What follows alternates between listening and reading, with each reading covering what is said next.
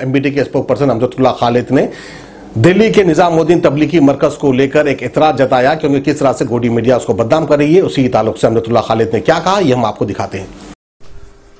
देखिए साहब, 2 दिन से जो है हिंदुस्तान का तमाम गोदी मीडिया जो है ऐसा बता रहा है कि ये जो तबलीगी जमात का दिल्ली में इज्तिमा हुआ था उसके सिलसिले में ये कोरोना वायरस की बीमारी फैली बोलकर ये लोग बता रहे हैं। तो मैं आपको थोड़ा पीछे जाना चाहता हूं कि जब से बीजेपी गवर्नमेंट इख्तिदार पर आई है दोबारा मोदी 2, तो इसमें जो है ये लोग क्योंकि इतना मेजिटेरियन गवर्नमेंट ला लिए, इनके पूरे एमपीस आ गए, तो इनका पूरा मिशन जो है कि हिंदुस्तान की अक़लियतों के खिलाफ में था, चाहे वो मुसलमान बोलिए, क्रिश्चियन बोलिए, सिख बोलिए। फिर उसके बाद में इनका मिशन 2 था दलित। पहले तो ये लोग मसरूफ थे कि राम मंदिर के ऊपर, फिर आर्टिकल 30 के ऊपर, 370 के ऊपर, फिर उसके बाद में CAA लाए, फिर उसके बाद में ये लोग दिल्ली इलेक्शन में मसरूफ हो गए, फिर फिसादात करवाए, फिर मध्य प्रदेश की गवर्नमेंट गिराए। तो इनके पास जो है कि हिंदुस्तान के प्राइम मिनिस्टर और हेल्थ मिनिस्टर और जो भी जो आपके अमित शाह जी हैं या मोदी हैं, ये लोग जो है हेल्थ केयर के ऊपर कभी भी ध्यान नहीं दिए। तो इनका जो मकसद था हेल्थ केयर, यानी कोरोना वायरस जो है 5-6 महीने पहले से स्टार्ट हुआ चाइना में, जबकि आपको मालूम है कि आप चाइना के इमीडिएट नेबर है। जो भी बात होती है, यानी चाइना में जो बीमारी आती है वो इंडिया में आना जरूरी है, इंडिया में जो बीमारी आती है वो चाइना में जाना जरूरी है, क्योंकि वी आर इमीडिएट नेबर्स। तो चाइना में वुहान में स्टार्ट होके तकरीबन 4-5 हजार लोग मर गए, वहां पर पूरा लॉकआउट हो गया। चाइना से बीमारी सफर करके इटली गई, इटली से ईरान गई, ईरान से यानी इंडिया के अतराफ में पूरी बीमारी आ गई। तो हमारी हिंदुस्तान की हुकूमत सोते रही। अचानक जो है पूरा मोदी साहब जब हिंदुस्तान में मौत होने लगे तो एक दिन रात में उठे बेचारे, उठ के उनकी आदत है कि रोज रात में 9 बजे नेशनल टीवी पे आके कभी नोटबंदी का ऐलान कर देते, कभी कुछ कर देते। तो 19 तारीख के दिन पीएम साहब को फुर्सत मिली, यानी हिंदुस्तान की अवाम की हेल्थ के बारे में सोचने की। अचानक ऐलान करके ये बोले कि 22 तारीख के दिन 12 घंटे का जनता कर्फ्यू बोले। अब ये 12 घंटे का जो जनता कर्फ्यू था वो लोग ये समझे कि 12 घंटे का जनता कर्फ्यू है, फिर बाद में खत्म हो जाएगा, जबकि 12 घंटे में कोई वायरस किल नहीं होता, वायरस की कोई चेन नहीं टूटती। अभी ये 12 घंटे खत्म नहीं हुए कि हर स्टेट के चीफ मिनिस्टर, जैसा हमारे केसीआर साहब है, अरविंद केजरीवाल है, ये लोग ये बोले कि 24 घंटे का कर्फ्यू बोले। लोग ठीक है 24 घंटे का कर्फ्यू बोले, फिर अचानक 24 घंटे खत्म नहीं हुए, बोले 31 तारीख तक लॉकडाउन बोल दिए, ट्रेन कैंसिल कर दिए, पूरे फ्लाइट कैंसिल कर दिए। तो ये जो है इनका अनप्लान्ड जो था, इसकी तरफ से पूरे हिंदुस्तान में जो है भुखमरी का एक शिकार हो गया और पलायन हो रहा है। एक स्टेट से दूसरे स्टेट में लेबर जो जा रहे हैं, आप दिल्ली से यूपी, अगर आप जो सूरजकुंड जो बॉर्डर है अगर आप देखें तो मालूम होगा कि 5 लाख लेबर रोड पे है। छोटे छोटे स्टेट जैसा आंध्रा और तेलंगाना है, पूरे लेबर परेशान है। उड़ीसा से गुजरात पूरे लेबर परेशान है। तो तमाम लेबर आज पेशा जो है रोड पे है और पूरे मोदी गवर्नमेंट की अनप्लान्ड थू हो रही है। अब बीच में क्या हुआ, मोदी गवर्नमेंट और अमित शाह और हेल्थ मिनिस्टर अरविंद केजरीवाल को जिम्मेदार करार दे रहे हैं जो पलायन हो रहा है लेबरों का।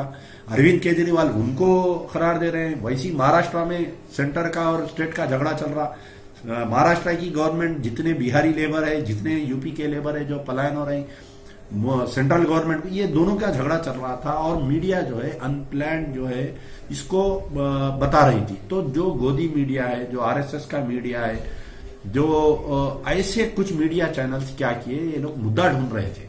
क्योंकि आप देखिए तबलीगी जमात का जो इज्तिमा होता है 1 साल पहले वो लोग प्लान कर लेते। जैसा आज बांग्लादेश में हुआ, तो आने वाले दिनों में कहां पर इज्तिमा होगा, उसका दिन, तारीख, टाइम, ये पूरा पहले से 1 साल पहले से तय होता। 6 महीने पहले जो है टिकट्स बुक हो जाते इन लोगों के। अब ये हुआ कि 6 महीने पहले टिकट बुक करा दिए। 10 तारीख के दिन प्री प्लान था, 10 तारीख तक कोई इमरजेंसी नहीं थी, हेल्थ इमरजेंसी डिक्लेयर नहीं करे, ना कोई मीडिया यानी कोई मिनिस्टर बात कर रहा था इसके ऊपर। इज्तिमा हुआ 10 तारीख से, उनका 3 दिन का इज्तिमा रहता, 11, 12, 13 कुछ इज्तिमा हुआ। 14 के दिन कुछ लोग वापिस गए, 15 के दिन कुछ लोग वापिस गए। अब जो इंटरनेशनल पैसेंजर्स आते वो 3 दिन से बढ़कर रहते यहाँ पर हिंदुस्तान में, कहीं दूसरे रियासतों में जाते। वैसा ही जो है कि जो इज्तिमा अटेंड किए वो दूसरे रियासतों में गए वो लोग। अब अचानक जो 22 तारीख के दिन लॉकडाउन कर दिए, जिसके फ्लाइट थे, जिसके ट्रेन थे जाने के, तो इसके अंदर जो है करीब 3000 लोग जो है स्ट्रैंडेड हो गए पूरे दिल्ली में। 700 आदमी ऐसे थे जो मरकज में अंदर मुकीम थे ये लोग। तो जब इनको नोटिस आई कि 23 तारीख के दिन मरकज को बंद कर दो बोल के नोटिस आई, आप साल के 11-12 महीने कभी भी जाइए आप, मरकज में जो है 300-400 आदमी वहां पर मुकीम दिखते हैं। मरकज जो है आरएसएस के हेडक्वार्टर से बड़ा है मरकज, और उनसे अच्छा काम कर रहे हैं लोग। तो अब यहां पर यह है कि मरकज को लॉकडाउन कर दिए, बंद कर दिए, तो भी मरकज में अंदर जितने मुकीम थे ये लोग क्या किए कि पूरा बाज़ाब्ता हर कमरे में 2 जनों को पूरा नैपकिन पेपर लगाए, पूरा सैनिटाइजर्स यूज कर रहे थे, पूरा आपके माउथ पीसेस यूज कर रहे थे, पूरा हर चीज, यानी जो वर्ल्ड हेल्थ ऑर्गेनाइजेशन के गाइडलाइंस है उसको आप देख रहे थे। 25 तारीख के दिन जो है मरकज में जो 700 आदमी थे, खुद दिल्ली के हेल्थ डॉक्टर्स आके एक तहसीलदार के साथ एक पेशेंट को चेक करे, एक को भी ना कोरोना वायरस निकला, ना कोई जुकाम बुखार कुछ नहीं निकला।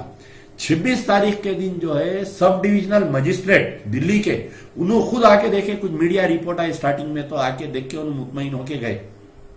अब अचानक जो है कल से ऐसा एक टीवी चैनलों पे बता दिए, यानी जो मोदी की बेइज्जती हो रही, अनप्लान जो मोदी की जो बेइज्जती हो रही है, जो लेबरों के जहन में से जो बीजेपी का जो प्यार हट गया, आज दिल्ली के यूपी के जो परेशान है लोग, जो भूखमरी हो रही पूरे हिंदुस्तान में, खाना जंगी की हालत हो गई, इससे मीडिया अटेंशन हटाने के लिए, जैसा हर फिल्म में अगर आप अपने फिल्म को चलाना है तो प्रोड्यूसर क्या करता, उसके अंदर एक गाना डाल देता, कोई नंगा गाना डाल देता, या कोई मजहब के खिलाफ में एक गाना डाल देता, या एक फिल्मी डायलॉग कोई एक फिरके के खिलाफ में, या कोई एक नंगी तस्वीर डाल देता, ताकि वो लोग निकल के एहतजाज करे तो फिल्म की कामयाबी होती। तो ये मोदी साहब की फिल्म, ये बदनामी की जो फिल्म चल रही थी, इसको दबाने के लिए ये मरकज का ड्रामा रचे हैं। मैं आज भी चैलेंज करने के मौकूफ में हूं कि जो 300 आदमी थे उसमें से एक आदमी भी बीमार नहीं है। ये और बात है कि इज्तिमा अटेंड करके कोई गए होंगे, कोई बीमार पड़े होंगे, कोई कोरोना वायरस का डेथ हुआ होगा, दैट इज डिफरेंट। अब आप मुझे बोलिए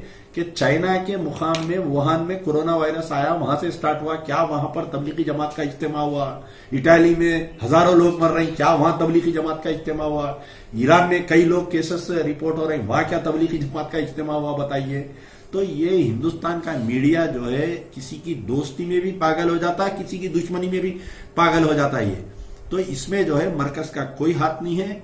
और आज से कुछ दिन पहले मैं ही था, सबसे पहले अमजदुल्ला खान ही थे जो ये बोले थे कि अब कोरोना वायरस भी हिंदू मुसलमान हो गया, इस्लामोफोबिया ऑफ कोरोना वायरस बोल के 23 तारीख के दिन जब एक कार्टून आया था हिंदू अखबार में, हिंदू अखबार का कार्टून कई लोगों के नजरों से नहीं गुजरा, एक ऐसा सेकुलर अखबार, एक ऐसा कम्युनिस्ट का अखबार जिसके अंदर एक कार्टूनिस्ट ने एक कार्टून उतारा था जो एक पठानी ड्रेस पिनाकर, उसको वास्कोट पिनाकर, मुस्लिम लिबास में, उसके हाथ में हथियार देके उसके ऊपर एक कोरोना वायरस का कार्टून बना के हिंदुस्तान के ऊपर हमला कर रहा। तो मैं उसी दिन ही लिखा था कि इस्लामोफोबिया ऑफ कोरोना वायरस, क्या कोरोना वायरस भी, बीमारियां भी अब हिंदुस्तान में हिंदू मुसलमान हो गए हैं।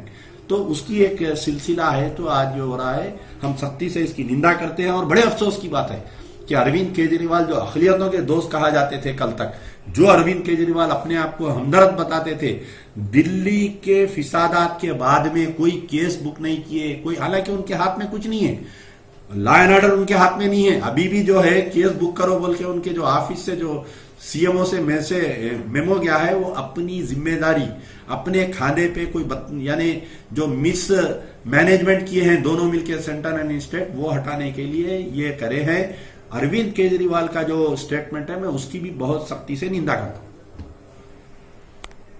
न्यू सन सिटी डेवलपर्स की एक और पेशकश, जहांगीर पीर दरगाह के दामन में, आबादी के बीचों बीच, तमाम सहूलतों से आरास्ता, एयरपोर्ट से सिर्फ 20 मिनट्स ड्राइव पर, एलवी प्रसाद आई हॉस्पिटल और नाटको फार्मा के करीब, commercial and residential plots, 100 square yards plot, easy instalment, ग्राम panchayat approved layout, conversion land, 100% vastu, spot registration, clear title, 10 year security, water, electricity, 25 से 30 feet road, school, transport facility, gated community. घर बनता है इरादों से और आपके इरादों को पूरा करे न्यू सन सिटी डेवलपर्स। तो जल्दी आइए और अपना प्लॉट बुक कराइए। New sun city developers, opposite choice function hall, Chandrayan Gutta, Bandlaguda road, Hyderabad. Contact 9848 187780 63037 10882.